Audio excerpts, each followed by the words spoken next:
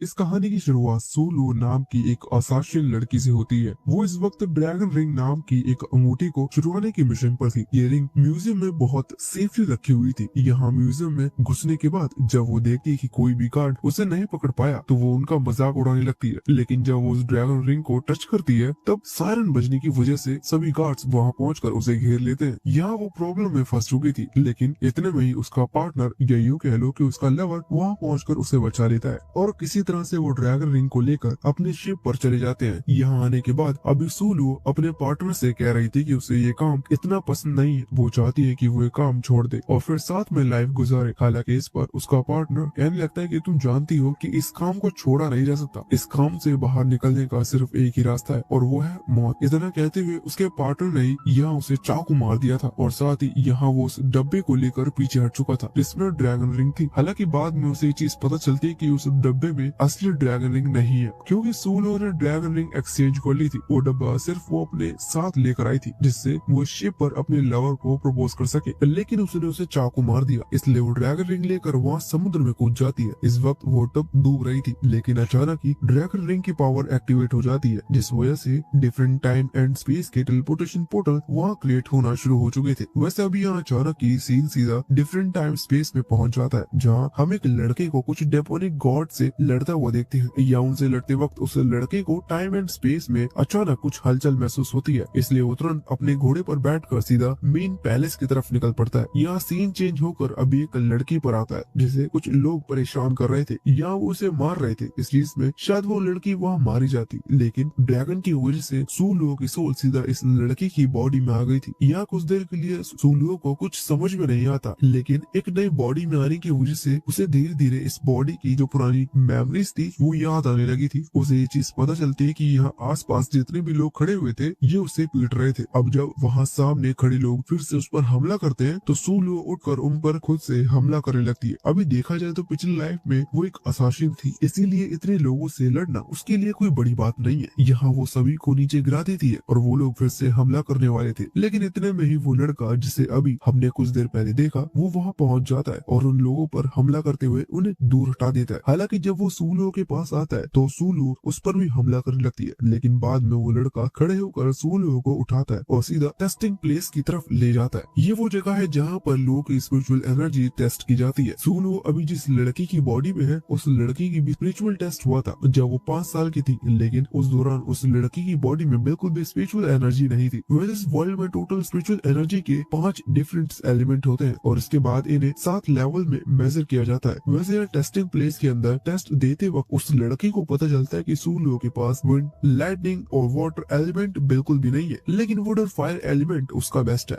मतलब उसकी current body में ही इन दोनों लेवल्स की जो स्पिरिचुअल एनर्जी है वो मैक्स स्टेज पर आ चुकी है, जबकि 5 साल की उम्र में उसकी जो स्पिरिचुअल एनर्जी थी वो 0 थी। वैसे इस टेस्ट के दौरान ये चीज भी पता चलती है कि सूलुओ की बॉडी में वो ड्रैगन रिंग है। ये एक लेजेंडरी आइटम है। यहाँ में इसका पास्ट भी बताया जाता है। असल में कई साल पहले जब टाइम स्पेस गॉडेस और ग्रेट एम्परर मिलकर कुछ स्पिरिचुअल बीइंग से फाइट कर रहे थे, उस दौरान ग्रेट एम्परर मारा गया, जिस चीज से दुखी होकर टाइम स्पेस गॉडेस ने ग्रेट एम्परर की सोल को इस ड्रैगन रिंग के अंदर स्टोर कर दिया था। वैसे यहाँ ड्रैगन रिंग को जैसे स्पिरिचुअल एनर्जी प्रोवाइड हुई और उसकी प्रेजेंस महसूस हुई तो टेस्टिंग पैलेस में कुछ क्रो जैसे दिखने वाले स्पिरिचुअल मॉन्स्टर्स अपीयर होने लगे थे। ये चीज देखने के बाद वो लड़का तुरंत अपने घोड़े पर सूलुओ को बिठाकर वहाँ से भेज देता है और उन मॉन्स्टर से लड़ने लग जाता है। हालांकि वहाँ दूसरी तरफ सूलुओ अपने घर पहुँच चुकी थी। यहाँ आकर उसकी मुलाकात लुलू से होती है जो कि असल में उसकी फैमिली सर्वेंट है। वो अभी सूलुओ को ठीक देखकर बहुत ज्यादा खुश थी। वो उसके लिए चाय वगैरह भी लाती है और सूलुओ को यहाँ पता चलता है कि वो असल में क्राउन प्रिंसेस है। हालांकि जैसे कि सूलुओ उस चाय को पीती है तो उसका स्वाद उसे बहुत खराब लगता है। यहाँ उसे ये चीज भी नहीं पता चलती कि जब 5 साल की उम्र में उसकी बॉडी की स्पिरिचुअल एनर्जी टेस्ट हुई तो उन्हें पता चला कि उसकी बॉडी में बिल्कुल भी स्पिरिचुअल एनर्जी नहीं है और तभी से उसे गार्बेज की तरह ट्रीट किया जा रहा है। और इस तरह से ट्रीट करने में सबसे बड़ा हाथ सूलुओ की बहन सुशी का है। ये वही लड़की है जो कि तब सूलुओ को बुली कर रही थी और पीट रही थी, क्योंकि असल में क्राउन प्रिंसेस की पोजीशन पर सिर्फ वही रहना चाहती है। वैसे इस वक्त लुलू उस लड़की के बारे में भी बताती है जिसने सूलुओ की मदद की। उसका नाम जिन वोंग है और वो असल में क्राउन प्रिंस और साथ ही लाइटनिंग एलिमेंट का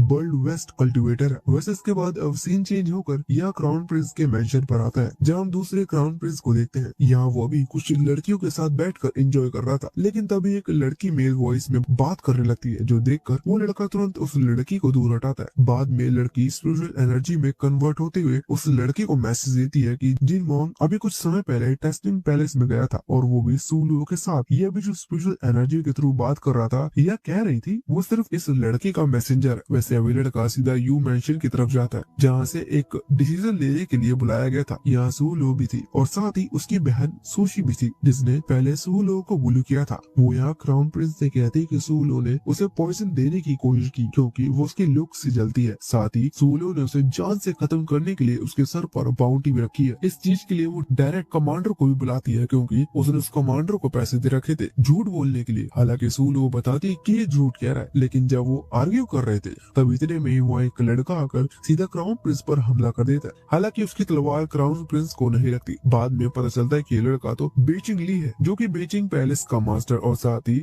बार्कर्स का ओनर भी है। वो यहाँ आकर बताता है कि जो बार्कर कमांडर है इसने रिश्वत ली है और ये झूठ कह रहा है। यहाँ क्राउन प्रिंस ने तुरंत ही बेचिंग ली की बात मान ली थी। साथ ही वो उसके साथ बहुत ही ज्यादा फेमिलियर और था, जो चीज देखकर सूलो को थोड़ा सा अजीब लगता है और वो ऐसा कह पड़ती है कि क्या प्रिंस को लड़के पसंद है। ये सुनते हुए सूलो के इस वर्ल्ड वाले फादर ने तुरंत उसे जोर से एक थप्पड़ मार दिया था क्योंकि उसने प्रिंस के साथ बदतमीजी की। अभी अगली सीन में जब सूलो की आंखें खुलती है तो वो एक जेल के अंदर बंद थी। ये वो सामने देखती है कि लुलू अभी उस जेल का ताला पकड़कर रो रही है क्योंकि असल में सूलो को यहाँ उसके फादर ने कैद करवाया था उसकी गलती की वजह से। हालांकि जब सूलो आगे जाने वाली थी इतने में ही वो सुशी दो दूसरे आदमियों के साथ आ जाती है। वो देखती है कि इधर लुलू अभी गेट पर खड़े होकर रो रही थी, इसलिए वो चाबुक से लुलू को पीटने लग जाती है। सूलो को बहुत गुस्सा आता है लेकिन अभी वो कुछ नहीं कर सकती। इतने में ही सुशी यहाँ सूलो पर हमला करने की कोशिश करती है, लेकिन बीच में रूट्स थी जो कि उसके चाबुक को रोक रही थी। हालांकि मौका पाती ही सूलो को पकड़ लेती है और उसकी गर्दन पर चाकू रखते हुए उन लोगों से लुलू को जाने देने के लिए कहती है। हालांकि इतने में ही वहाँ सूलो का फादर भी आ गया था, जो कि अपने विंड मैजिक से सूलो को दूर हटा देता है। इस चीज से सूलो को बहुत चोट आई थी, लेकिन इतने में ही वो जेल ऊपर से क्रैक होता है और वहाँ क्राउन प्रिंस जेल वॉन की एंट्री होती है। वो यहाँ सूलो की हालत देखकर बहुत गुस्से में आ गया था और दूसरी तरफ सूलो के फादर ने उसे देखकर साइड बदल ली थी। वो यहाँ सुशी को थप्पड़ मारते हुए कहता है कि तुम्हारी हिम्मत कैसे हुई सूलो के खिलाफ प्लानिंग करने की। ऐसा वो जिन वॉन्ग की वजह से कर रहा था और बाद में वो सूलो के पास आकर पूछने लगता है कि कहीं तुम्हें चोट तो नहीं आई। हालांकि सूलो उसे बेशरम कहती है और बाद में उसके साथ अपने रिलेशन को खत्म कर देती है। मतलब अब से ना ही वो उसका फादर है और ना ही वो उसकी बेटी है। इसके बाद अब सूलो ने जिन के साथ उसके मेन पैलेस में जाने का फैसला कर लिया था। अगले सीन में हम देखते हैं कि जिन अभी सूलो की बॉडी में ड्रैगन रिंग को सेंस करने की कोशिश कर रहा था। वो यहाँ बताता है कि तुम्हारे पास फायर और वुड एलिमेंट बिल्कुल मैक्स लेवल पर है, लेकिन ड्रैगन रिंग के होने की वजह से तुम्हारे ये दोनों ही एलिमेंट सप्रेस हो चुके हैं। मतलब तुम इनकी पूरी पावर का इस्तेमाल नहीं कर सकती। वैसे देखा जाए तो इसका असली कारण ड्रैगन रिंग नहीं है, बल्कि इसका असली कारण है टाइम स्पेस मैजिक, क्योंकि ड्रैगन रिंग के प्रेजेंस की वजह से सूलो को टाइम एंड स्पेस मैजिक भी मिला है, जो कि अभी वो इस्तेमाल नहीं कर सकती क्योंकि ये तीनों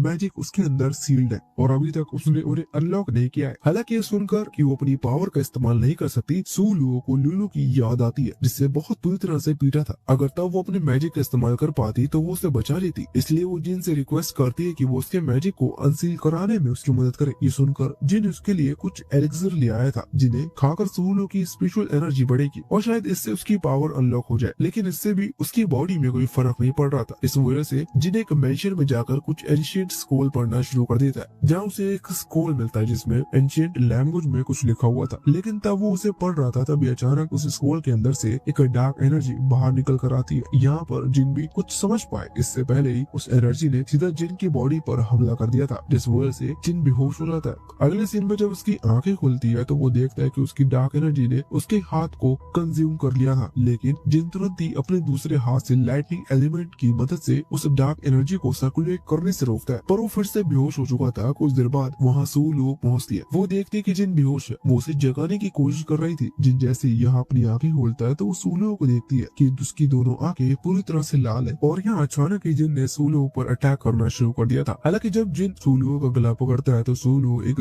ग्लास की मदद से हमला करते हुए उसे वहीं बेहोश कर देती है। हालांकि उसे इस चीज का दुख था कि उसने जिन पर हमला किया, क्योंकि उसने पहले उसकी मदद की थी, लेकिन वो सिर्फ खुद की जान बचा रही थी। अब इतने में वहाँ एक हेवनली फिगर वाली लेडी आती है जो कि किसी गॉडेस की तरह वहाँ एंट्री ले रही थी और वहाँ आते ही उसने जिन को हील करना शुरू कर दिया था। कुछ देर बाद लुलू के थ्रू उस सूलो को पता चलता है कि वो फिगर हेवनली फिगर वाली लेडी असल में याओची पैलेस की मास्टर लिया लियाओ है। वैसे अब वहाँ जिन आता है, वो अब ठीक था, वो यहाँ आकर सूलो से माफी मांगता है उस पर हमला करने के लिए। हालांकि सूलो पूछती क्या उसे वही तरीका मिला उसकी पावर को अनलॉक करने के लिए, जिस पर जिन कहता है कि हाँ एक तरीका है, हमें एक चीज के लिए स्पिरिचुअल स्काई के वाटर की जरूरत पड़ेगी, लेकिन वो वाटर हमें क्राउन प्रिंस के पैलेस के अंदर ही मिल सकता है। मैंने शुरू में बताया था कि जिन वोंग क्राउन प्रिंस है, मगर यहाँ अभी उस दूसरे क्राउन प्रिंस की बात हो रही है। वैसे वो क्राउन प्रिंस इन्हें इतनी आसानी से वो स्पिरिचुअल स्काई वाला पानी नहीं देगा, इसका मतलब इन्हें वो चुराना होगा। इस चीज से सू लोगों को कोई प्रॉब्लम नहीं थी, वो कहती है कि हम रात में चलेंगे। उसके कहने पर जिन भी हाँ कर देता है और उसी रात वो सीधा उस पैलेस के बाहर पहुंच जाते हैं। यहाँ जिन को रास्ता पता था, इसलिए वो आगे बढ़ना शुरू करते हैं। अभी वो बिल्कुल चुपचाप आगे बढ़ रहे थे, लेकिन अचानक जैसे ही वो इस जगह पर पहुंचते हैं तो वहाँ एक इल्यूजन टाइप फॉग फैलना शुरू हो जाता है, जिसकी वजह से वो एक आर्मरी वाली जगह पर पहुंच गए थे। ये जगह देखने में बहुत अलग थी, क्योंकि भले ही रात का समय हो लेकिन यहाँ दिन था और आसमान में बहुत वेपन्स उड़ रहे थे। ये आर्मरी वाली जगह मतलब यहाँ वेपन्स ही रहते हैं। अभी इन वेपन्स के बीच थंडर क्लाउड्स भी थे, जिससे कि कोई भी इन वेपन्स को चुरा ना सके। जिन सू लोगों को समझाता है कि हमें उस सामने वाले मेन रास्ते से आगे बढ़ना होगा, क्योंकि वो जगह नहीं है जहाँ हमें आना है। सू लोग कहते हैं कि ठीक है, और अब जिन अपनी लाइटनिंग पावर से उन थंडर क्लाउड्स की लाइटनिंग एनर्जी को दूसरी डायरेक्शन में सर्कुलेट करना शुरू करता है, तो सू लोग वहाँ सीधा उस गेट की तरफ आगे बढ़ जाती है। हालांकि आगे बढ़ते वक्त उसे सर में दर्द हो रहा था। ये दर्द नॉर्मल नहीं था, क्योंकि ये दर्द किसी एक डायरेक्शन में पॉइंट कर रहा था। सूलो जैसी उस डायरेक्शन में देखती है तो वहाँ उसे स्वॉर्ड दिखाई देती है। उस दर्द की वजह से सूलो को ऐसा लग रहा था जैसे कि शायद वो स्वॉर्ड से अपने पास बुलाना चाहती हो। सूलो तुरंत ही वहाँ पहुंचकर उस स्वॉर्ड को पकड़ती है, लेकिन इसकी वजह से वो थंडर क्लाउड सीधा उसके ऊपर बिजली गिराना शुरू कर दिए थे। हालांकि सही समय पर जिन वहाँ पहुंचकर उसे कवर कर लेता है, जिससे कि सूलो को थंडर एनर्जी चोट ना पहुंचाए। हालांकि इस बीच उसने सूलो को बचा लिया था, लेकिन तभी सूलो अपनी पावर उस तलवार को ऊपर की साइड उठाती है और बाद में पता चलता है कि उस तलवार ने सूलो को अपना मास्टर चुन लिया है। वैसे यहाँ उस ब्लेड की वजह से वो इस जगह से इजिली निकल जाते हैं और अगले सीन में वो सीधा उस स्पिरिचुअल स्काई वाली जगह पर पहुंच चुके थे। या उनके पहुंचते ही वो जगह हिलने लग जाती है और जो बड़ा सा पानी का गोला सामने बना हुआ था वो सूलो को अपने अंदर खींच लेता है। सूलो उस पानी के अंदर डूब रही थी और वहाँ ऑक्सीजन भी नहीं थे, इसलिए जिन वहाँ जाकर उसे किस करता है जिससे वो उसे ऑक्सीजन प्रोवाइड कर सके। वैसे दूसरी तरफ वहाँ क्राउन प्रिंस अपने कुछ गार्ड के साथ सीधा इस जगह पर आ रहा था इन लोगों को पकड़ने के लिए, क्योंकि जिस गले में अभी सूलो और जिन कैद हुए हैं वो एक वाटर प्रिजन है। लेकिन जब क्राउन प्रिजन वहाँ पहुंचकर गेट ओपन करता है और वाटर प्रिजन को डिस्ट्रॉय करता है तो वहाँ जिन सूलो थे ही नहीं। वो चीज देखकर हैरान था, लेकिन उसे शक था कि शायद वो दोनों यहाँ से टाइम स्पेस मैजिक की मदद से भाग गए होंगे, क्योंकि उसे मैजिक से टेलीपोर्ट हुआ जा सकता है। वैसे देखा जाए तो उसका ही डाउट भी सही था, क्योंकि वो दोनों असल में ही मैजिक की वजह से गायब हुए थे। हम देखते हैं कि वो दोनों सीधा जिन के मैंशन में पहुंचते हैं। यहाँ वो उस एल्केमी प्लॉट के साथ पहुंचे थे जो कि स्पिरिचुअल स्काई नाम की जगह पर मौजूद था। इस चीज से वो खुश थे, लेकिन तभी वहाँ लियाओ आती है। वो यहाँ बताने आई थी कि एक रेयर बीस्ट हंट इवेंट चल रहा है जिसके लिए वो जाने वाली है, इसलिए वो दोनों भी उसके साथ चल सकते हैं। यहाँ उस इवेंट के लिए उन्हें सनसेट माउंटेन नाम की जगह पर जाना था। अब वो दोनों भी इस चीज के लिए हाँ कर देते हैं। अगले सीन में वो सनसेट माउंटेन पर पहुंचते हैं, जहाँ आगे थोड़ा सा खतरा समझ में आ रहा था, इसलिए जिन लियाओ उसे कहता है कि वो आगे बढ़े, तब तक वो सूलो को किसी सेफ जगह पर छोड़कर आ रहा है। लियाओ इस चीज से थोड़ी सी डिसअपॉइंट हुई थी, लेकिन वो कुछ कहती नहीं। जिन सूलो को लेकर सीधा उधर नीचे की तरफ फॉरेस्ट में आता है और सूलो को एक सेफ जगह पर छोड़ देता है और बाद में वापस लियाओ के पास पहुंच जाता है। तभी उनकी मुलाकात एक बहुत पावरफुल ड्रैगन से होती है और वो अपनी एनर्जी कंबाइन कर उससे लड़ने लग जाते हैं। दूसरी तरफ वहाँ सूलो जब उस जंगल में घूम रही थी तभी उसे एक मिस्टीरियस सा एग मिलता है जो कि उसे बहुत पसंद आता है और वो उसे अपने पास ही रख लेती है। लेकिन इतने में ही वहाँ क्राउन प्रिंस आ जाता है। वो सूलो से कहता है कि तुम सच में पावरफुल हो और काम की हो, तुम मेरे साथ चल सकती हो, मैं तुम्हें वो स्पिरिट दिलाऊंगा जो कि तुम्हें अभी तक नहीं मिली, और वैसे भी जिन के साथ रहने का कोई फायदा नहीं है। वो यहाँ बताता है कि जिन की बॉडी से एक डार्कनेस है जो धीरे धीरे उसे कंज्यूम करते जा रही है और एक दिन जिन उस डार्कनेस के अंदर समा जाएगा। उसे बचाने का सिर्फ एक ही तरीका है, वो है सेम स्पेस मैजिक, और उसी स्पेस मैजिक को एब्सॉर्ब करने में जिन ने अपनी मदर की जान ले ली थी।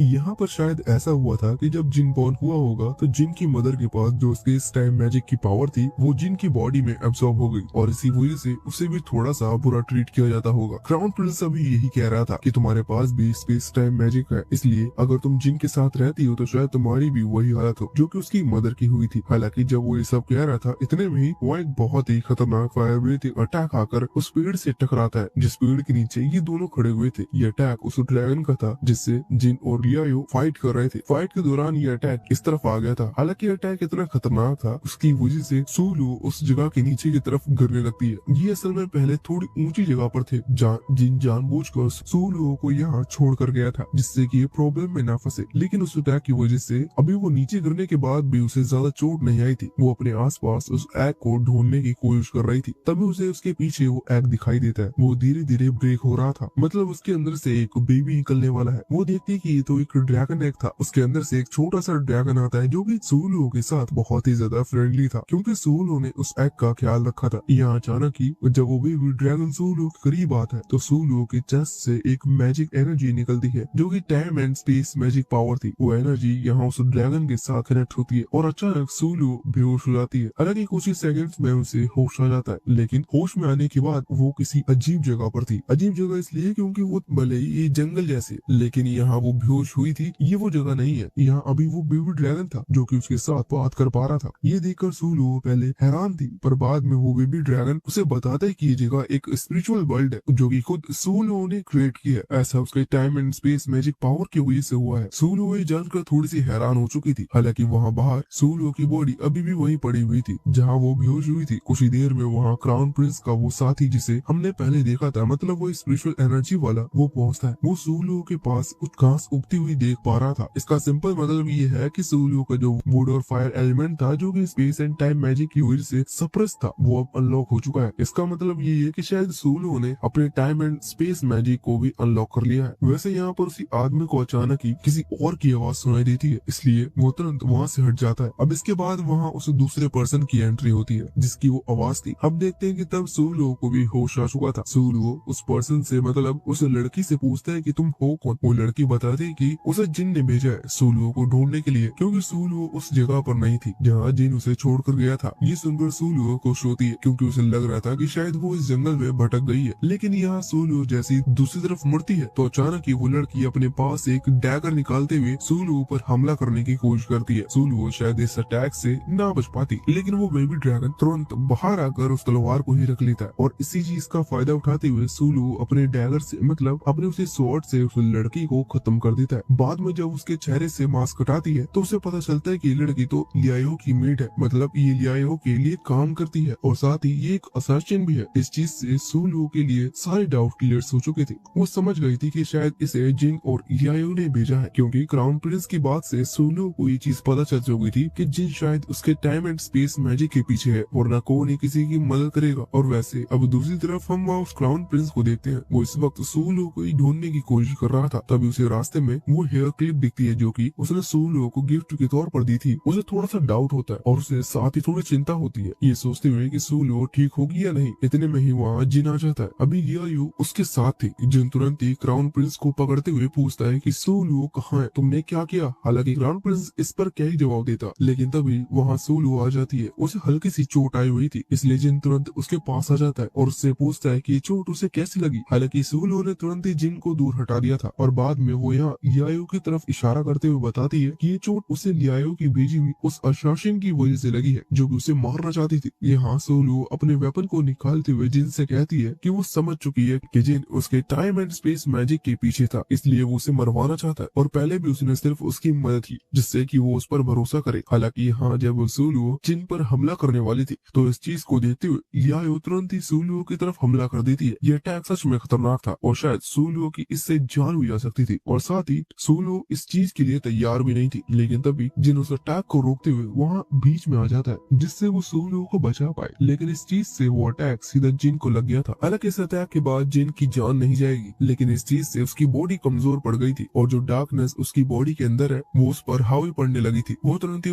उसे उसके पैलेस में लेकर जाते हैं जहाँ हम देखते हैं कि अभी ली और कुछ बाकी एल्डर्स अपने मैजिक पावर की मदद से उस डार्कनेस को कंप्रेस करने की कोशिश कर रहे हैं। हालांकि वो इस चीज में कामयाब नहीं हो पा रहे। इतने में ही वहाँ एक बहुत ही तेज लाइट आती है। ये असल में लियाओ की थी। उसे जिन को बचाने का कोई तरीका नहीं मिला, लेकिन उसके हिसाब से ग्रैंड मास्टर होंग यून जो कि सबसे अच्छे पोशन मेकर है, वो इस चीज में उनकी मदद कर सकते हैं। लेकिन उन्हें ढूंढना थोड़ा सा मुश्किल है, लेकिन फिर भी लियाओ उन्हें ढूंढने के लिए जाएगी। हालांकि यहाँ वैसे तो लियाओ और सूलियो की बिल्कुल भी नहीं बनती और ये चीज हमें भी कुछ देर पहले ही देख चुके हैं, लेकिन फिर भी सूलियो भी लियाओ के साथ जाने का फैसला करती है। इस चीज पर लियाओ हंसने लगी थी, लेकिन फिर भी वो एग्रीमेंट करते हैं कि इस बीच वो बिल्कुल भी लड़ाई नहीं करेंगे क्योंकि अभी मेन चीज है जिन को बचाना। वैसे अगर आपको डाउट हो कि अभी कुछ देर पहले तो सूलियो जिन को खत्म करने की सोच रही थी, तो असल में में अब इसका इरादा इसलिए बदल गया क्योंकि उसकी जान बचाने के लिए जिन सामने आ गया था और जिन ने अपनी जान की फिक्र नहीं की। इसी चीज से सूलो समझ चुकी थी कि काम जिन का नहीं था। वैसे अब सीन चेंज होकर वहाँ क्राउन प्रिंस के पैलेस पर आता है। वो इस वक्त अपने थ्रोन पर बैठा हुआ था। उसने तब जिन और सूलो को जाने दिया, जबकि वो उस दौरान भी हमला कर सकता था क्योंकि उसका मेन टारगेट जिन ही है, क्योंकि उसे जिन को खत्म करना है। लेकिन जिन को वो डायरेक्टली नहीं मार सकते। जिन तभी मरेगा जब उसकी मदर की डार्कनेस उसके ऊपर हावी हो जाएगी। वैसे सूलो के पास time and space magic power है। इसका मतलब जिन को ठीक करने के लिए सूलो ही वो चाबी है। और इसी चीज से सीधा मतलब यही निकल कर आता है कि अगर इन्हें जिन को खत्म करना है तो इन्हें सूलो को भी मारना होगा। लेकिन क्राउन प्रिंस ऐसा नहीं चाहता। अभी यहाँ सामने क्राउन प्रिंस का पार्टनर था। क्राउन प्रिंस उससे कहता है कि सूलो उसे खुद के लिए चाहिए क्योंकि वो उसके टाइम एंड स्पेस मैजिक को पाना चाहता है। ये सुनकर उसका पार्टनर उसे लालची कहता है और फिर गुस्से में वहाँ से चला जाता है। अब इसके बाद सीन चेंज होकर यहाँ लियाओ और सूलो ऊपर आ गया था। वो भी फ्लाइंग हॉर्स पर बैठकर सीधा उस माउंटेन की तरफ जा रहे थे जहाँ होंगयुन रहते हैं। वैसे उस जगह पर पहुंचकर उन्हें रास्ते में एक बैरियर दिखता है जिसे क्रॉस करने के बाद उनकी मैजिकल पावर काम करना बंद कर दी थी क्योंकि ये बैरियर मैजिकल पावर को कंप्रेस करता है। वैसे अब पैदल ही आगे बढ़ते वक्त तभी उन्हें सामने एक माउंटेन दिखता है जो कि पत्थर का था और यहाँ वो मैजिक पावर इस्तेमाल नहीं कर सकते थे। इसका मतलब उन्हें नॉर्मली उस माउंटेन पर चढ़ना होगा। वैसे यहाँ पर लियाओ को बहुत प्रॉब्लम हो रही थी, लेकिन सूलो के लिए काम बहुत मुश्किल नहीं था क्योंकि वो पहले असासिन थी। इसलिए वो जानती है कि इस तरह के माउंटेन या ऊंची बिल्डिंगों पर किस तरह से क्लाइंब किया जाता है। वो बहुत ही इजीली आगे बढ़ना शुरू कर देती है। हालांकि बाद में लियाओ भी ऊपर चोटी पर पहुंच चुकी थी। यह उनकी मुलाकात ग्रैंड मास्टर होंगयुन से होती है। लियाओ उन्हें देखते ही उनसे हेल्प मांगने लगते हैं, लेकिन ग्रैंड मास्टर होंगयुन मदद के लिए साफ मना कर देते हैं क्योंकि उन्हें मदद के बदले कुछ भी नहीं चाहिए। वो सिर्फ एक चीज चाहते हैं। वो यहाँ कहते हैं कि अगर तुम दोनों आपस में फाइट करते हो तो तुम में से जो भी जीतेगा मैं उसकी मदद करने के लिए तैयार हूँ। अब देखा जाए तो यहाँ पर विन विन सिचुएशन थी क्योंकि सूलो और लियाओ में से कोई भी जीते दोनों का काम तो एक ही है, लेकिन फिर भी इसके लिए उन्हें लड़ना होगा और वो पहले से दुश्मन है। इसलिए वो नॉर्मल तो सामने वाले को जीतने नहीं दे सकती। वो यहाँ लड़ते वक्त लियाओ अपनी पावर से हमला करना शुरू कर देती है। सूलो सिर्फ उसके अटैक को डोज कर रही थी। सूलो यहाँ इसी तरह से कुछ और देर उसके अटैक को डोज करती रहती है। इससे लियाओ का सारा ध्यान सिर्फ अटैक करने पर था और इसी चीज का फायदा उठाते हुए सूलो एंड में अपने वुड मैजिक से लियाओ के हमले को रोकते हैं। और जब लियाओ ये नोटिस करती है कि सूलो ने पहली बार उसके हमले को डोज ना करते हुए उसे रोका है तो उसका ध्यान सीधा सामने की तरफ आता है। इसी चीज का फायदा उठाते हुए सूलो बहुत स्पीड के साथ यहाँ लियाओ के पीछे आ गई थी और उसने अपनी तलवार को यहाँ लियाओ की गर्दन पर रख दिया था, जिस वजह से उसे विनर डिक्लेयर कर दिया जाता है। हालांकि यहाँ होंगयुन अभी लियाओ की पावर से भी थोड़ा सा इम्प्रेस्ड है, इसलिए वो बताते हैं कि कुछ समय बाद वो एक कॉम्पिटिशन रखने वाले हैं, अपने लिए एक डिसाइपल चुनेंगे। इसलिए यहाँ पर वो लियाओ को भी इस चीज का इन्विटेशन देते हैं और वहाँ से भेज देते हैं। लियाओ तैयारी के लिए चली गई थी क्योंकि उसे कंपटीशन की तैयारी करनी है। अगर आप ये सोच रहे हो कि लियाओ को जिनकी चिंता नहीं है तो ऐसा नहीं है। होंगयुन ने वादा किया कि वो जीतने वाले की मदद करेंगे और सूलो या उनसे वही बात करती है। इसलिए लियाओ का भी यह काम नहीं है क्योंकि उसे भरोसा है कि ग्रैंड मास्टर होंगयुन जिन को ठीक कर देंगे। अब उसके वहाँ से जाने के बाद ग्रैंड मास्टर होंगयुन यहाँ सूलो को बहुत सारा सामान देते हैं और कहते हैं कि हमें अब पैलेस की तरफ वापस लौटना चाहिए। इतना कहते ही उन्होंने अपने टाइम एंड स्पेस मैजिक के थ्रू रिपोर्ट करना शुरू कर दिया था। वो डायरेक्टली सीधा उस पैलेस में नहीं जा सकते, इसलिए वो 2-3 जगह टेलीपोर्ट करते हुए वहाँ पहुँचते हैं। सूलो तो अभी बहुत हैरान थी क्योंकि लियाओ और सूलो ने वहाँ पहुँचने में बहुत मेहनत की थी, जबकि वो कुछ सेकंड्स में ही वहाँ वापस लौट आए। पर यहाँ पर ग्रैंड मास्टर होंगयुन उन्हें बताते हैं कि टाइम एंड स्पेस की पावर है। वैसे अब वो अंदर आते हैं और जिन को देखते हैं जिनकी हालत खराब है, लेकिन वो उसे ठीक कर सकते हैं। पर इस मैजिक के लिए उन्हें बहुत सारे हाई लेवल क्रिस्टल चाहिए। ये मैजिक क्रिस्टल होते हैं। इन लोगों के पास पहले से मैजिक क्रिस्टल है, लेकिन जब सभी लोग उन्हें लेकर आते हैं तो होंगयुन बताते हैं कि इतने काफी नहीं है। अभी इन लोगों को और कई सारे क्रिस्टल चाहिए थे और क्रिस्टल माइंस इस वर्ल्ड में थोड़ी सी मुश्किल है क्योंकि यहाँ डायरेक्टली क्रिस्टल नहीं मिलते। ये क्रिस्टल पत्थरों के अंदर कवर होते हैं। इसका मतलब पत्थरों को तोड़कर इन क्रिस्टल को निकाला जाता है। हालांकि ये क्रिस्टल मार्केट में भी बिकते हैं, इसका मतलब इन्हें खरीदा जा सकता है, लेकिन वो भी किस्मत की बात है क्योंकि यहाँ ली सूलो को बताता है कि ये क्रिस्टल पत्थर के अंदर होते हैं। इस वजह से ये चीज बताना बहुत मुश्किल है कि किस पत्थर के अंदर हाई ग्रेड क्रिस्टल है और किस में लो ग्रेड क्रिस्टल। अगर वो हाई ग्रेड क्रिस्टल ढूंढ लेते हैं तो उनसे जिन को ठीक किया जा सकता है, लेकिन लो ग्रेड क्रिस्टल को खरीदने का कोई फायदा नहीं होगा। हालांकि उसी दौरान सूलो का वो बेबी ड्रैगन उसे बताता है कि वो पहले बहुत सारे स्टोन्स खा चुका है क्योंकि वो पत्थर के अंदर स्टोर्ड क्रिस्टल की पावर को महसूस कर सकता है। मतलब वो सिर्फ सूंघ कर ये चीज बता सकता है कि किस पत्थर में ज्यादा पावरफुल क्रिस्टल है। ये चीज बहुत काम की थी और इसी चीज का पता चलते ही सूलो तुरंत अपनी बेबी ड्रैगन को लेकर मार्केट की तरफ चली जाती है वैसे वो वहाँ बेबी ड्रैगन को बाहर निकाल सकती है, इसलिए बेबी ड्रैगन ने खुद को एक छोटे से क्यूट डॉग में बदल लिया था। वहाँ मार्केट पहुंचकर वो एक शॉप पर रुकते हैं जहाँ बेबी ड्रैगन उन रखे हुए पत्थरों के बीच से सारे उन पत्थरों को बाहर निकालता है जिनके अंदर रेयर क्रिस्टल्स हैं। सूलो उन सभी को खरीदने का कहता है। बाद में जब उनकी पेमेंट करने वाली थी तभी वहाँ मार्केट में एक लड़का और एक लड़की पहुँचते हैं। वो अनाउंस करते हैं कि वो इस मार्केट के सभी क्रिस्टल खरीदना चाहते हैं क्योंकि उनके ग्रैंडफादर का बर्थडे है, इसलिए उन्हें वो क्रिस्टल अपने ग्रैंडफादर को गिफ्ट में देने हैं। वैसे ये दोनों जब वहाँ उनका क्रिस्टल को खरीद रहे थे तब तक तो सूलो पैसे देकर अपना बैग लेकर जा चुकी थी। हालांकि रास्ते में ये दोनों लड़का लड़की सूलो को रोक लेते हैं। वैसे इस लड़की का नाम हाउ और उस लड़की का नाम ध्यान है। ये सूलो को भी वही रीजन बताते हैं कि इनके ग्रैंडफादर का बर्थडे है, इसलिए इन्हें ये क्रिस्टल चाहिए। सूलो कहती है कि नहीं, वो किसी जरूरी काम से इन्हें लेके जा रही है, वो एक क्रिस्टल उन्हें नहीं दे सकती। हालांकि वो बैग छीनने लगे थे, वो इनके पैसे देने के लिए तैयार थे, लेकिन सूलो मना कर रही थी और उसी छीना झपटी में वो बैग फट जाता है और सारे क्रिस्टल नीचे गिर पड़ते हैं।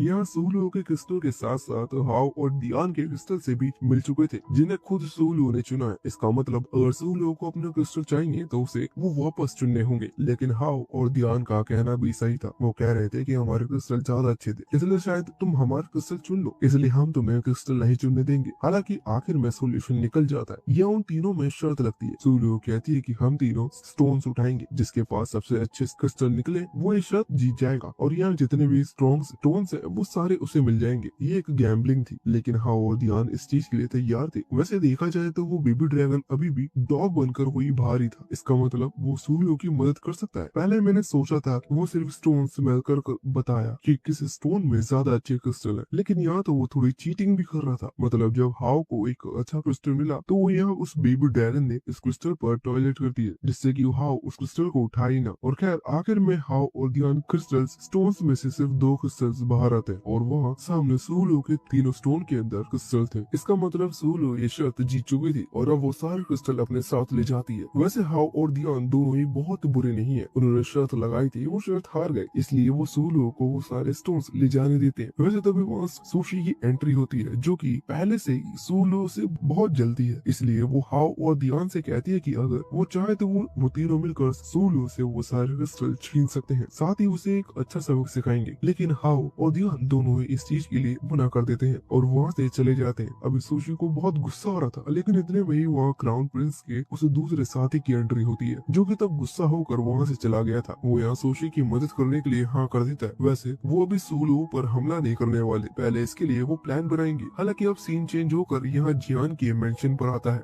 जहाँ सूलो क्रिस्टल लेकर आई थी और अब वो उन्हें बाहर निकालती है। सभी लोग ये चीज देखकर हैरान हो जाते हैं कि वो इतने सारे क्रिस्टल लेकर आई है। ये चीज मैंने पहले कहीं कही थी। ये सब गैम्बलिंग की तरह है, मतलब उन स्टोन्स के अंदर से क्रिस्टल निकले। इस चीज का सक्सेस रेट बहुत कम है, लेकिन यहाँ सूलो के हिसाब से ये सक्सेस रेट 100% था। बाकी वो स्टोन्स जो कि वो हाउ और ध्यान से जीते थे उनके अंदर कुछ खाली स्टोन्स निकले थे। वैसे अब इतने क्रिस्टल काफी थे जिनका इलाज करने के लिए, इसलिए ग्रैंड मास्टर होंगे उन क्रिस्टल को लेकर चले जाते हैं। अभी बाहर सूलो और ली बैठ कर इनका इंतजार कर रहे थे। कुछ देर में होंगे बाहर निकल कर आते हैं, साथ ही उनके बाद जिन भी वहाँ कमरे से बाहर आता है। उसे होश भी आ चुका था और अब वो ठीक थे। वैसे ली जिन को ठीक देखकर अब वापस अपने काम धंधे पर वापस लौट जाता है। साथ ही सूलो भी जिन से कहती है कि मेरा काम भी पूरा हुआ, इसलिए तुमने मेरी जान बचाई थी, इसलिए मैंने भी तुम्हारी जान बचा ली, अब हिसाब बराबर हुआ। और इतना कहकर अब वो भी जाने लगती है, लेकिन जिन उसका हाथ पकड़कर उसे रोक लेता है और कहता है कि तुम क्यों जा रही हो, तुम यहीं रुक सकती हो। लेकिन सूलो गुस्से में कहती है कि तुम्हारी डार्कनेस फिर से तुम्हारे ऊपर हावी हुई तो तुम मुझे खत्म करने की कोशिश करोगे। हालांकि इतने में ही ग्रैंड मास्टर होंग्यून बोल पड़ते हैं कि शायद ऐसा ना हो, क्योंकि अगर तुम खुद की पावर को बढ़ा लो तो तुम जिन को रोक सकती हो, फिर जिन तुम्हारे स्पेस टाइम पावर को कंज्यूम नहीं कर पाएगा, बल्कि उल्टा तुम ही अपनी पावर से जिन को ठीक कर सकती हो। साथ ही इसके बाद वो अपने उस डिसाइपल कंपटीशन के बारे में भी सूलो को बताते हैं और कहते हैं कि अगर उस टाइम तुम सही से एलेक्सर बनाना सीख जाओ तो तुम भी उस कंपटीशन में हिस्सा ले लेना, क्योंकि मुझे अपने लिए एक बेस्ट डिसाइपल चाहिए, शायद तुम उस कंपटीशन को जीत लो। वैसे इसके बाद ग्रैंड मास्टर होंग्यून वहाँ से चले जाते हैं। कुछ दिनों बाद हम देखते हैं कि जिन और सूलो गाड़ी पर बैठकर अभी समुद्र के बीच बसे एक आइलैंड पर जा रहे थे। ये एक स्पेशल जगह है जहाँ पर बहुत सारे सीक्रेट कल्टीवेशन कोल्स और ट्रेजर मौजूद है। इनके यहाँ पहुँचने के बाद बहुत से और लोग भी वहाँ पहुँचने लगे थे, जैसे कि ली, साथ ही वो हाउ और ध्यान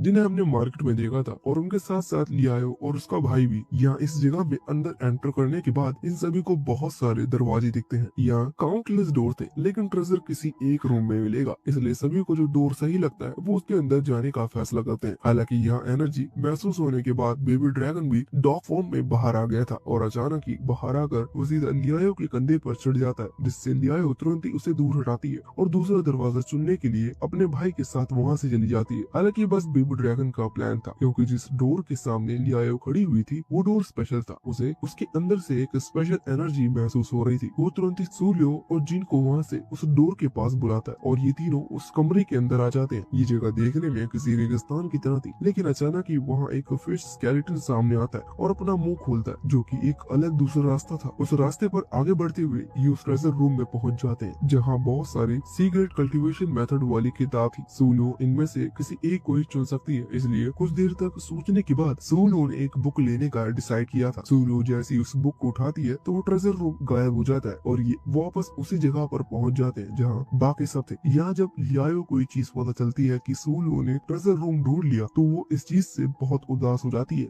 हालांकि उसका भाई उससे प्रॉमिस करता है कि वो उसके लिए वो किताब लेकर आएगा जो कि सूलो ने ली थी। अभी यहाँ इनका काम खत्म हो चुका था, मतलब ये ट्रेजर रूम जाकर आ चुके हैं, इसलिए जगह हिलने लगी थी और इस कारण से अभी लोग आपस में बिछड़ चुके थे। जो जिसके साथ आया था उसका रास्ता बदल गया और अभी वो एक दूसरे को ही ढूंढ रहे थे। हालांकि इसी दौरान सूलो उस जगह से बाहर निकल कर आती है, वहाँ वो जिनको ढूंढ रही थी, लेकिन इतने में ही कोई उस पर हमला कर देता है। ये आइस वाला अटैक था, लेकिन इससे सूलो बच गई थी। ये अटैक असल में लियाओ के भाई तियान ने किया था। वो यहाँ सूलो से कहता है कि वो उसकी जान लेगा, बाद में वो उस किताब को जाकर अपनी बहन को देगा। वैसे यहाँ उसने अपने आइस अटैक से सूलो के पैर को जमा दिया था, जिस वजह से सूलो वहाँ से हिल नहीं सकती थी और इसके बाद वो यहाँ आइस पावर का इस्तेमाल करते हुए सूलो को फ्रीज करना शुरू कर देता है। उसने सूलो की बॉडी के आसपास एक बर्फ का कॉफिन तैयार कर दिया था जिसमें ऑक्सीजन थी, मतलब वहाँ सूलो सांस ले सकती है। हालांकि यहाँ वो उससे किताब ले या फिर उसकी जान ले, इससे पहले ही वो पूरा आइलैंड हिलने लग जाता है, जिससे वो बर्फ टूट जाती है और यहाँ सूलो का वो कॉफिन सीधा पानी में जा गिरता है। यहाँ पानी घुलने की जगह वो कॉफिन बहता जा रहा था। वो कुछ देर बाद एक आइलैंड पर पहुंचता है। सूलो को होश आ जाता है, वो देखती है कि अभी भी वो उस कॉफिन के अंदर बंद है। यहाँ अंदर बंद होने की वजह से वो खुद से उस कॉफिन के अंदर से नहीं निकल सकती, लेकिन उसी दौरान वहाँ जिन पहुंचता है। जिन उससे कहता है कि वो उसे बचा सकता है इस बर्फ को पिघलाकर, लेकिन इसके लिए उसे 3 महीने तक जिन को डेट करना होगा। अब सूलो प्रॉब्लम में है, इस वजह से वो हाँ कर देती है, जिसके बाद जिन अपनी लाइटनिंग एलिमेंट का इस्तेमाल करते हुए बर्फ को पिघलाना शुरू करता है। ये बर्फ नॉर्मल बर्फ की तरह नहीं थी, इस वजह से इस बर्फ को पिघलाने में जिन को बहुत प्रॉब्लम होती है, लेकिन अंत में उसने पूरी बर्फ को पिघलाकर सूलो को बचा लिया था। हालांकि ऐसा करते ही वो खुद बेहोश हो जाता है। सूलो उसे उठाकर वहाँ से ले जाने लगती है। वो समझ गई थी कि जिन खुद भी इंजर्ड हो गया था उस आइलैंड से निकलते वक्त, लेकिन फिर भी उसने सूलो को बचाने के लिए अपनी बची हुई कुछ एनर्जी भी यहाँ उस कॉफिन को पिघलाने में लगा दी। खैर यहाँ पर कुछ देर तक जिन को अपने साथ लाने के बाद वो जिन को एक जगह पर बैठाती है, जिससे कि वो जंगल में जाकर उसके लिए कुछ मेडिसिन ला सके, जिससे जिन अपनी एनर्जी जल्दी रिकवर कर ले। अब जिन को बिठाकर वो जंगल में चली गई थी, लेकिन वो अचानक झाड़ियों से तियान निकल कर आता है। यहाँ सूलो उससे नहीं जीत पाती और फिर से बन जाती है। अभी तियान उसे पकड़कर जिन के साथ ले जा रहा था, क्योंकि तियान को वो किताब चाहिए जो कि शायद सूलो ने कहा है कि उसने जिन को दे दी थी। अभी रास्ते में आगे बढ़ते वक्त सूलो कहती है कि उसे वॉशरूम जाना है। तियान बात मान लेता है, लेकिन वो रस्सी नहीं खोलता। अभी सूलो एक स्टोन के पीछे चली गई थी। यहाँ का वो बेबी ड्रैगन बाहर आकर उस रस्सी को काट लेता है और ये लोग यहाँ से निकल जाते हैं। इन्होंने उस रस्सी से एक स्टोन फंसा दिया था। बाद में जब थोड़ी देर हो जाती है तो तियान रस्सी खींचता है और देखता है कि सूलो वहाँ से भाग चुकी है। हालांकि फिर उसने सूलो का पीछा करना शुरू कर दिया था, क्योंकि वो जानता है कि सूलो किस डायरेक्शन में भाग रही होगी। कुछ ही देर बाद वो सूलो के पास पहुंच जाता है। यहाँ सूलो उसके अटैक से बचते वक्त एक खाई में गिर गई थी। हालांकि नीचे गिरने के बाद उसे ज्यादा चोट नहीं आई थी, लेकिन ये जगह थोड़ी सी अजीब लग रही थी। हालांकि तभी वहाँ तियान आ जाता है। वो कहता है कि अब तुम इस जगह से नहीं भाग सकती। इतना कहते हुए वो आइस क्रिस्टल क्रिएट कर सूलो पर हमला करता है, लेकिन अचानक ही वो आइस क्रिस्टल सूलो के पास पहुँच कर पिघल गया था। इसका रीजन ये है कि सूलो जहाँ बैठी हुई है ये जगह फायर केव की बाउंड्री में आती है, जहाँ पर तियान खड़ा था वो जगह नॉर्मल है। इस वजह से वो आइस क्रिस्टल क्रिएट कर पाया, लेकिन सूलो वाली जगह फायर केव के अंदर है। अभी यहाँ तियान फिर से हमला करे इससे पहले सूलो अपने पीछे उस फायर केव को नोटिस करती है और तुरंत ही वहाँ अंदर की तरफ भाग जाती है। तियान शायद खुद वहाँ अंदर नहीं जा सकता, इसलिए वो हमला करना चाहता था, लेकिन उसका आइस मैजिक काम नहीं करेगा। तभी वो नोटिस करता है कि वहाँ उस गुफा में उसे सील्ड करने का भी एक तरीका है। वहाँ लिखा हुआ था कि अगर कल्टीवेटर अपनी लाइफ की आधी कल्टीवेशन उस गुफा को प्रोवाइड करे तो उस गुफा को बंद कर सकता है। तियान को कोई प्रॉब्लम नहीं थी, क्योंकि उसे बस सूलो को खत्म करना था अपनी बहन के लिए, इसलिए वो अपनी आधी कल्टीवेशन देते हुए उस गुफा को सील्ड कर देता है। हालांकि हालांकि जैसे ही वो ऐसा करता है तभी वहाँ जिन की एंट्री होती है। जिन वहाँ पहुंचते ही तियान को नॉकआउट कर दूर हटा देता है। जिन देखता है कि अगर उसे वापस से इस गुफा को रीओपन करना है तो इसके लिए उसे भी अपनी आधी कल्टीवेशन देनी होगी। जिन यहाँ एक पल भी ना सोचते हुए तुरंत अपनी लाइफ की आधी कल्टीवेशन उस गुफा में डालकर उसे ओपन कर देता है। वैसे दूसरी तरफ वहाँ सूलू अंदर भागते हुए बेहोश हो चुकी थी क्योंकि वहाँ बहुत ही ज्यादा फायर प्रेशर। हालांकि यहाँ बेहोश होने के बाद वो बेबी ड्रैगन वहाँ से बाहर निकल आया था और सूलू की मदद के लिए वो उससे स्पिरिचुअल वर्ल्ड से उस एल्केमी पॉट को भी ले आया था जिसे जिन और सूलू ने क्राउन प्रिंस के मेंशन से चोरी किया था। यहाँ बेबी ड्रैगन सूलू को उस एल्केमी पॉट के अंदर डाल देता है जिससे कि वो यहाँ रहते हुए कुछ मेडिसिन को एब्सॉर्ब कर सके। अगर आप यहाँ सोच रहे हो कि ये मेडिसिन बेबी ड्रैगन के पास कहाँ से आई, तो असल में वही मेडिसिन है जो कि सूलू जिनके लिए कलेक्ट करने गई थी। वैसे भी वो बेहोश थी और बेहोशी में वो सपना देख रही थी कि वो जिन की मदद कर रही है। हालांकि तभी वहाँ जिन उस गुफा के अंदर पहुँचता है। वो देखता है कि सूलू नीचे बेहोश पड़ी हुई है। वो उसे उठाता है और होश मिलाता है। यहाँ जब सूलू अपना हाथ खोलती है तो उसके हाथ में 3 पिल्स थी। वो उन्हें देखकर हैरान थी, लेकिन जिन उसे बताता है कि वो पहले एल्केमी पॉट में बंद थी जहाँ नींद में ही उसने पिल्स क्रिएट की। ये रिकवरी पिल्स है जो कि किसी भी कल्टीवेटर की एनर्जी को रिकवर कर सकती है। असल में तब सूलू जिन की मदद करने के बारे में सोच रही थी, जिस वजह से उसने नींद में ही ये पिल्स बना ली। यहाँ वो एक पिल को जिन को खिलाती है जिसके बाद में जिन की वो हाफ कल्टीवेशन जो कि इस गुफा को खोलने में खत्म हुई थी वो उसे वापस मिल चुकी थी। साथ ही वो एनर्जी जो कि पहले खत्म कर चुका था वो भी उसकी रिकवर हो जाती है। वैसे अभी सूलू के पास 2 पिल्स बची हुई है। इसका मतलब वो इन पिल्स का इस्तेमाल कर सकती है उस डिसाइबल कंपटीशन के लिए जहाँ ग्रैंड मास्टर होंगयुन ने उसे इनवाइट किया था, क्योंकि उन्होंने कहा था कि तुम्हें तब तक एलेक्सर बनाना सीखना होगा और एलेक्सर की जगह वो इन पिल्स का भी इस्तेमाल कर सकती है खुद को क्वालिफाई करने के लिए। वैसे इसके बाद अब सीन सीधा उसी कंपटीशन वाले दिन पर आता है, लेकिन सबसे पहले हमें यह हाओ और दियान को दिखाया जाता है जिन्हें सूलू के बारे में कोई बात पता चलती है। उन्होंने फैसला किया था कि वो सूलू को एक्सपोज कर रहेंगे। वैसे अब उस क्वालिफाइंग राउंड के दौरान क्राउन प्रिंस की एक बड़ी सी बोतल जैसे चीज को लाकर बीच में रख देते हैं। इस बोतल में इन्हें अपनी बनी हुई पिल डालनी होगी। इनकी वो पिल सर्टन लेवल से ज्यादा हुई तो इन्हें क्वालिफाई कर दिया जाएगा उस कंपटीशन के लिए, वरना इन्हें यहाँ से जाना होगा। अभी यहाँ पर एक एक करके सभी अपनी पिल्स डालते जा रहे थे। इस बीच हमें ली और साथ ही सुशी को भी देखते हैं जिन्हें क्वालिफाई कर लिया जाता है। बाद में अब सूलू भी वहाँ पहुँचती है। सूलू जब उसमें पिल डालने वाली थी तभी वहाँ लियाए आ जाती है और उसी दौरान पिल डाल देती है। जब सूलू डाल रही थी उन दोनों की पिल एक साथ उस बोतल में गई थी, लेकिन ये अच्छी बात थी कि वो बोतल बता सकती है कि कौन सी पिल किसकी बनी हुई है। जो लियाए ने पिल डाली थी वो उसकी वापस आ गई थी, वो उसकी वजह से पास हो जाती है और सूलू ने जो पिल डाली थी वो भी उसमें पास हो चुकी थी। बस फर्क ये था कि सूलू वाली पिल के कारण उसे पर्पल लाइट मिली थी जो कि बताती है कि अभी तक जितनी भी पिल्स डाली गई उसमें सबसे अच्छी पिल सूलू की ही थी। अब इसी चीज से लियाओ और ज्यादा जेलस फील करने लगी थी। हालांकि वो कुछ सोच कर आई थी। वो तुरंत ही कह पड़ती है कि सूलू इस कंपटीशन में हिस्सा ले नहीं सकती क्योंकि यहाँ ऑलरेडी उसकी बहन सुशी हिस्सा ले रही है और एक फैमिली में सिर्फ एक ही कोई मेंबर यहाँ से हिस्सा ले सकता है। इस चीज से साफ साबित होती है कि सूलू यहाँ क्वालिफाइंग राउंड में भी नहीं जा सकती, लेकिन फिर भी वो आई, मतलब उसने रूल को तोड़ा। लेकिन इतने में वहाँ हाओ और दियान पहुँच जाते हैं। उन्हें यहाँ की सिचुएशन के बारे में कुछ पता ही नहीं था, वो तो एक्सपोज करने के लिए आए थे। वो वहाँ आकर कहते हैं कि सूलू इस कंपटीशन में हिस्सा नहीं ले सकती क्योंकि वो सुशी की असली बहन नहीं है, वो असल में अडॉप्टेड सिबलिंग्स है। मतलब सूलू को जो सुशी के फादर है उन्होंने अडॉप्ट किया था। ये सुनने के बाद वहाँ जिन जो कि अब इस बात को सुन रहा था वो हंसने लग जाता है और फिर बाद में वहाँ आकर क्राउन प्रिंस से कहता है कि सूलू ने कोई भी रूल नहीं तोड़ा है। अगर वो सुशी की फैमिली से बिलोंग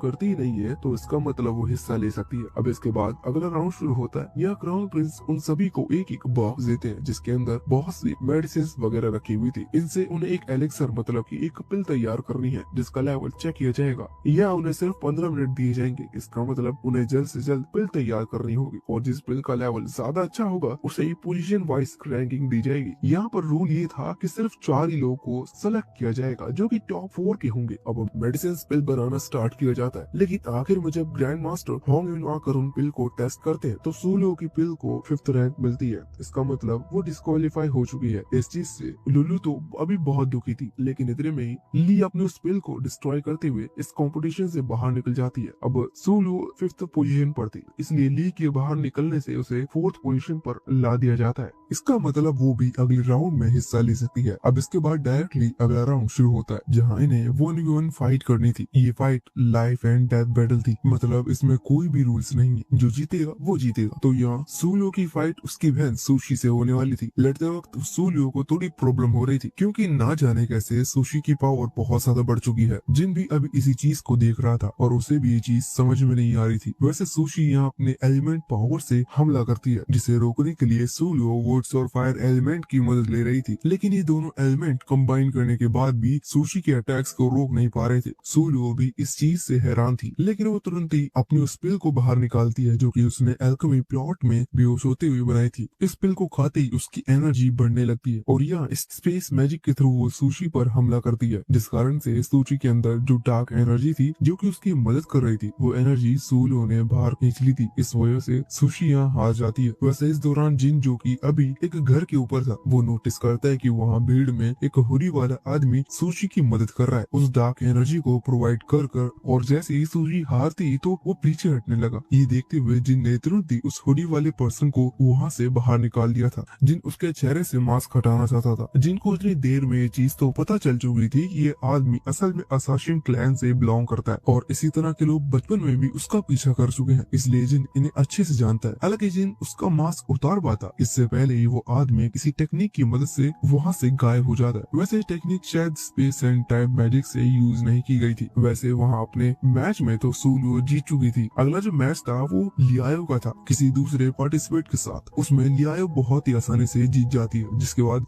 आखिरी राउंड आता है जिसमें उन्हें एक फायर स्टोन ढूंढ कर लाना था एक सीक्रेट हिडन जगह से। हम देखते हैं कि वो उस सीक्रेट जगह पर पहुंच चुके थे। हालांकि कुछ ही दूर चलने के बाद लियाओ को पता चलता है कि ये सीक्रेट जगह उसके फैमिली मैंशन के नीचे बना हुआ है जहाँ वो पहले जा चुकी है। हालांकि उस जगह पर बहुत सारे ट्रैप्स थे, लेकिन लियाओ को उन ट्रैप्स के बारे में पता है और साथ ही उसकी फैमिली ने ही ये ट्रैप्स बनाए हैं। इस वजह से वो अपने मैजिक से इन्हें कंट्रोल भी कर सकती है। अभी वहाँ दूसरी तरफ सूलियो उस फायर क्रिस्टल को ढूंढने की कोशिश कर रही थी। इस चीज से बेबी ड्रैगन उसकी मदद करता है। बेबी ड्रैगन यहाँ सूलियो को उन ट्रैप से भी बचा रहा था, लेकिन इधर में ही अचानक लियाओ वहाँ उन ट्रैप्स को कंट्रोल करना शुरू कर देती है और उनकी मदद से उसने यहाँ सूलियो को भी ढूंढ लिया था। वो सूलियो को कैद करती है और इसके बाद उससे वो फायर क्रिस्टल छीनते हुए वहाँ एक पत्थर गिरा देती है। सूलियो को अभी कुछ समझ में नहीं आ रहा था, इसलिए वो पूछती है कि तुम ये ट्रैप्स कंट्रोल कैसे कर पा रही हो, जिस पर लियाओ कहती है कि ये चीज तो मुझे भी नहीं पता, लेकिन शायद ग्रैंड मास्टर होंगिन ने ये खुद चाहते हैं कि मैं उनकी डिसाइपल बनूं, इसलिए उन्होंने मुझे फेवर किया। अब वो फायर क्रिस्टल पहले ले जाने की वजह से लियाओ कंपटीशन जीत चुकी थी। हालांकि ग्रैंड मास्टर होंगुन यहाँ से अपना डिसाइपल चुन पाते इससे पहले ही वहाँ एक फेरी लेडी की एंट्री होती है जिसका नाम मिस येन है। ये लड़की असल में डेमोनिक क्लैन से बिलोंग करती है और ये बहुत पहले से होंगुन को जानती है।